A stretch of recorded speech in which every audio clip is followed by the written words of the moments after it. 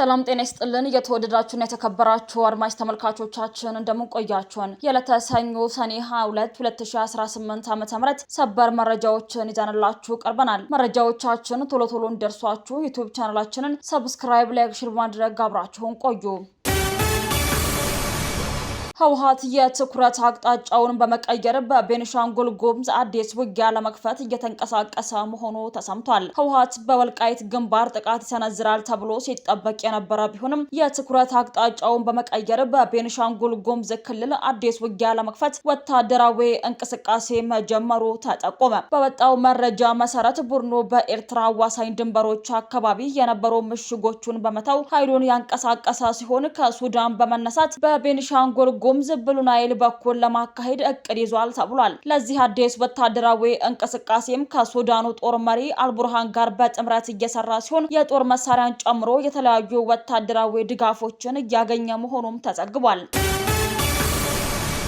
በተያዘ ዜና በመቀሌና በአዲግራት የቆሎ ተማሪዎችን ጨምሮ በርካታ ወጣቶች መታፈሳቸው ተሰምቷል። በመቀሌ ከተማ በቅዱስ ገብርኤል ካቴድራል ቤተክርስቲያን የቅኔ፣ የቅዳሴ፣ የዜማና የአቋቋም ትምህርትን በመከታተል ላይ የነበሩ በርካታ የቆሎ ተማሪዎች በህወሓት ታጣቂዎች ተይዘው መወሰዳቸው ተሰምቷል። የታጋቾቹ መምህራን ጉዳዩን ለማጣራት ወደ ተለያዩ የመንግስት አካላት ቢያመሩም ግልጽ ያልሆነ ምላሽ እየተሰጣቸው ተማሪዎቹ ቸኳይ ከመቀሌ ወጥተው ወደ ሩቅ የስልጣን ማዕከላት እንደተወሰዱም ተገልጿል። በተመሳሳይ ዜና ከአዲግራትና ከአካባቢው የታፈሱ በርካታ ወጣቶች ዛንጎ ወደ ተባለ ወታደራዊ ማሰልጠኛ መግባታቸው ታውቋል። ይህንን መጠነ ሰፊ እገታን በመፍራት በገጠራማ ከተሞች የሚገኙ አብዛኞቹ ወጣቶች የመኖሪያ ቀያቸውን ጥለው በየጫካው ለማደር መገደዳቸውን በአሁኑ ወቅት በአካባቢዎቹ ከእድሜ ባለጸጎች በስተቀር ምንም አይነት ወጣት እንደማይታይ ተመላክቷል።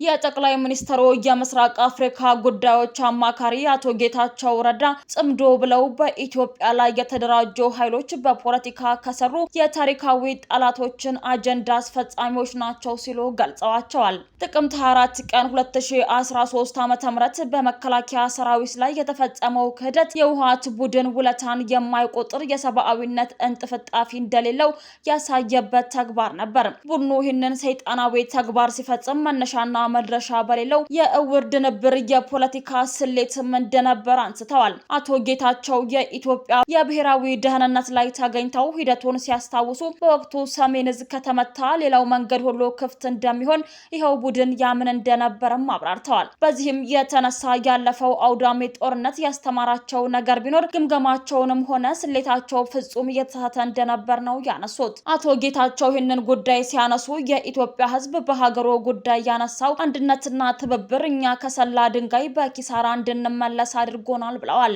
ወያኔ የፕሪቶሪያውን ስምምነት የፈረመው የኃይል ሚዛኑ በመከላከያ ሰራዊቱ ስለነበርና ቡድኑ አጣብቂኝና አስገዳጅ ሁኔታ ውስጥ ገብቶ ስለነበር መሆኑንም አንስተዋል። እኔ ፕሪቶሪያ በነበርኩበት ሰዓት ይላሉ አቶ ጌታቸው እባክህ ቶሎ ፈርም ተከበናል እያሉ ሲንጫጩ የነበሩ ኃይሎች ዛሬ ተገልብጠው ከሳይ ሲሆኑ ማየት በእርግጥም ያስቃል ነው ያሉት። አሁን ይሄው መሰሬ ቡድን ትላንት በተሸነፈበት የጦርነት ስትራቴጂ ለመምጣት የትግራይን ህፃናት ከትምህርት ቤት ሳይቀር እያፈሰ እንደሆነም አጋልጠዋል። በሻቢያም ይሁን በሌሎች ታሪካዊ ጠላቶች ታግዞ ጦርነት ለመክፈት መዘጋጀት የቀደመ ኢትዮጵያውያንን አንድነትና የጀግንነት ታሪክን አለማወቅ ነው ያሉት አቶ ጌታቸው ረዳ ነገሩ ቢሞከር እንኳን እዙ የሚሰጠውን ተልዕኮ በድል ለመወጣት የሚያስችል የዝግጁነት ደረጃ ላይ እንደሚገኝ ተገለጸ።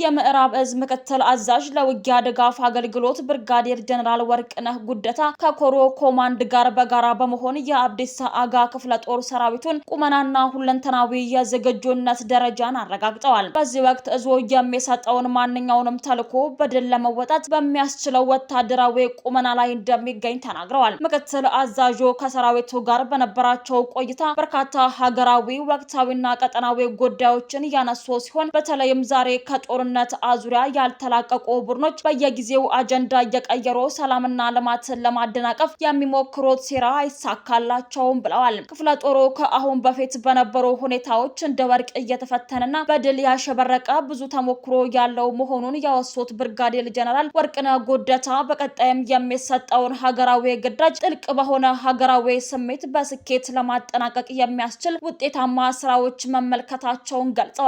ሰራዊቱ መሰል የጥንካሬ መገለጫና የተለያዩ የፈጠራ ስራዎችን አንዱ ካንዱ ልምድ በመለዋወጥ ጭምር ቀጣይነት ባለው መንገድ መስራት እንደሚገባም አመላክተዋል። የምዕራብ ዕዝ ቴዎድሮስ ኮር አዛዥ ብርጋዴር ጀነራል ረሺድ ኢብራሂም በበኩላቸው መሰልጠን፣ መታጠቅ፣ መዘጋጀት የሰራዊታችን የዕለት ተዕለት ተግባሩ መሆኑን ጠቅሰው ዝግጁነታችንን በሰላም ጊዜ ለልማት፣ በሁኔታ ጊዜ ጸረ ኢትዮጵያ ኃይሎችን አደብ ለማስገዛት የምንጠቀመው የአሸናፊነትና የድል አድራጊነታችን ሚስጥር ነው ሲሉ ተናግረዋል።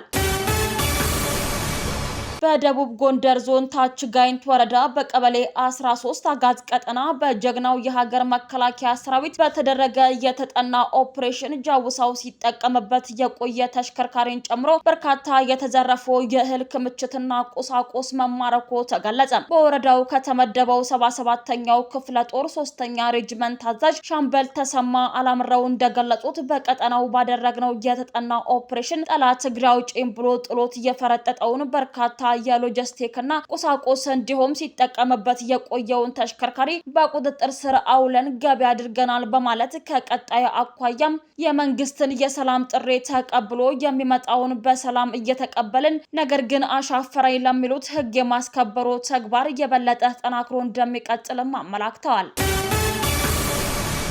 መረጃን የደበቀ የመንግስት ኃላፊ 5 ዓመት የሚያሳስረው አዋጅ ጸደቀ። የህዝብ ተወካዮች ምክር ቤት የነጻ መረጃ ረቂቅ አዋጅን አጽድቋል። ዓላማው ሙስናን፣ ህገወጥ አሰራርን ወይም የስራ ብቃትን ማነስን ለመሸሸግ ሲሉ መረጃና ሰነድን የሚደብቁ ወይም እንዲጠፉ የሚያደርጉ የመንግስት ኃላፊዎችን ተጠያቂ ማድረግ ነው። ቅጣቱ ጥፋቱ በፍርድ ቤት የተረጋገጠበት የማንኛውም የመንግስት ወይም የግል ድርጅት የበላይ ኃላፊ፣ የመረጃ ኃላፊ ወይም ትዕዛዝ ሰጪ አካል እስከ 5 ዓመት በሚደርስ እስራት ይቀጣል ተብሏል።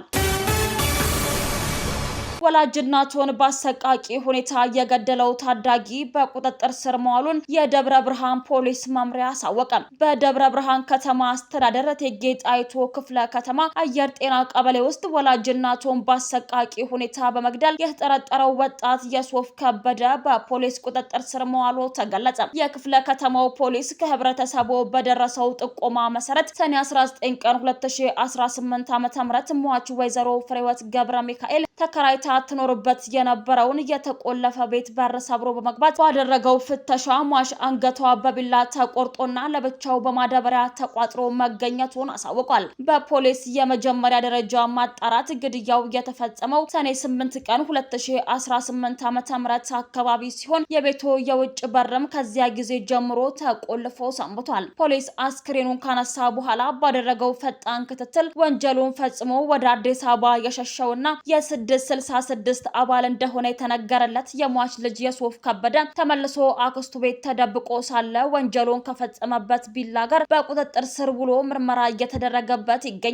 የእቴጌ ጣይቱ ክፍለ ከተማ ፖሊስ ለሟች ቤተሰቦችና ወዳጅ ዘመዶች መጽናናትን እየተመኘ ይህ አሰቃቂ ወንጀል የፍርድ ቤት ውሳኔን እስኪያገኝ ድረስ ሌት ተቀን በትኩረት እንደሚሰራ አረጋግጧል። ውድ አድማጭ ተመልካቾቻችን ለሰዓቱ ያዘጋጀንላችሁ ሰበርና ወቅታዊ መረጃዎቻችን እነዚህን ይመስሉ ነበር። አብራችሁን ስለነበራችሁ ከልብ እናመሰግናለን። በያላችሁበት ሰላም ቆዩን።